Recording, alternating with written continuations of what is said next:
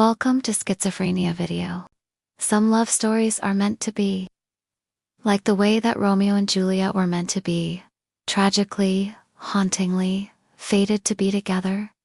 Except this is a horror love story. So let me tell you about the time in college when Lila Graves fell in love with death. Now, Lila was studying to become a mortician, which might have been a clue to how dark her love story would end. Her boyfriend, Eli Mercer, was a writer who wanted to publish a novel while he was still alive, which also might have been a clue.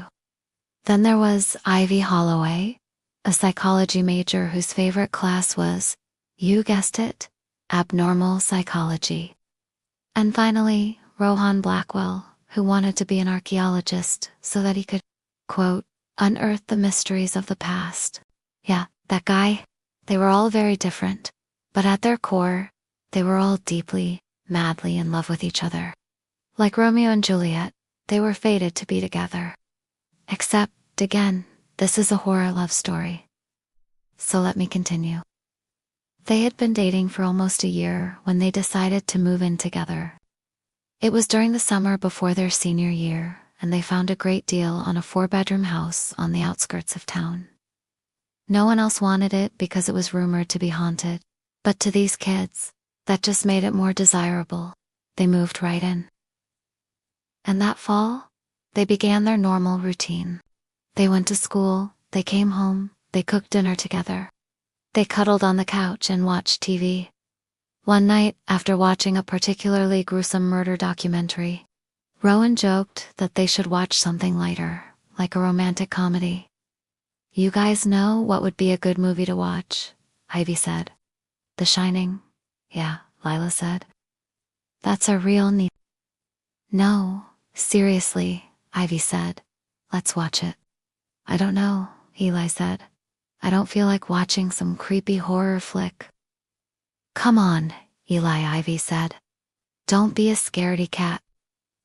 Well, okay, Eli said. But if I get scared, I'm blaming you. And that's when the power went out. Of course it did. Why wouldn't it? They lived in a haunted house, after all. They all got up to grab candles from the kitchen when they heard a crash from upstairs. They all screamed and then froze. They listened to see if they could hear anything else. They heard footsteps in the hallway, what sounded like whispering voices, and then heavy chains dragging metal moans. Then they slowly started to make their way back to the living room. As they walked, the whispers grew louder. As they got closer to the stairs, the footsteps grew louder. Once they reached the top of the stairs, the voices were clear as day. They were all saying the same thing over and over again. Turn back. Don't look inside the box. Turn back. Don't look inside the box. What the hell? Eli whispered. Do we have to go down there? I don't know, Lila whispered back. Maybe we should leave this place. Maybe it's not safe here. Ivy said. Listen. They all leaned against the wall as they heard the footsteps coming back. They hid in the shadows as the lights flickered back on and the footsteps stopped. They stayed like that for a long time until they finally started to make their way back downstairs. When they got to the bottom, they noticed a wooden box sitting in front of the fireplace where there wasn't one before. On top of the box was a single red rose. Who put this here? Ivy asked. She reached out to touch it when Lila grabbed her hand. Don't, she whispered. I have a bad feeling about this. Oh, come on, Ivy said. It's just a box. Let's open it. But as she reached for the lid, a voice echoed through the room. Turn back. Don't look inside the box. Turn back. Don't look inside the box. Ivy screamed and stumbled back.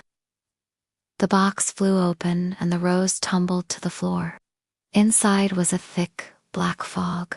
They all screamed and ran for the door. But as they ran, the fog followed them, seeping into their clothes, their hair, their mouths. They all collapsed onto the floor, unable to move, unable to breathe, and then they all vanished. Think this was scary? This was just the beginning. The next story goes even darker. Don't miss it. Thank you for watching the story, She Fell in Love with Death. Don't forget to like and subscribe if you like the short story, She Fell in Love with Death.